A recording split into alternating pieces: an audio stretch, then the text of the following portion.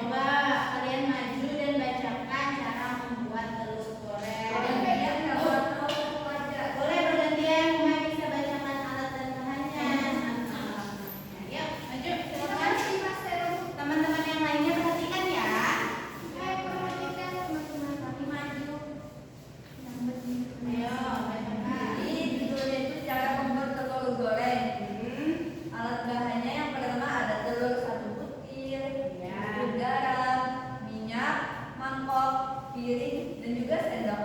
Lalu siapkan wajan dan spatulanya. Ya, langkah-langkahnya ini ada bom-bom yang sehat ya.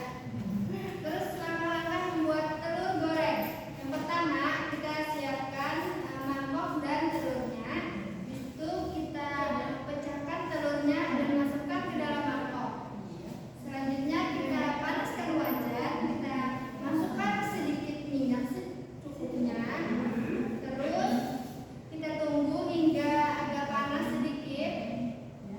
Ya, kalau sudah panas kita masukkan telur yang sudah kita kocok tadi. Itu tuang ke dalam wajan yang panas sampai terus kita bolak-balik supaya tidak gosong. Kalau sudah masak kita angkit, terus kita angkat,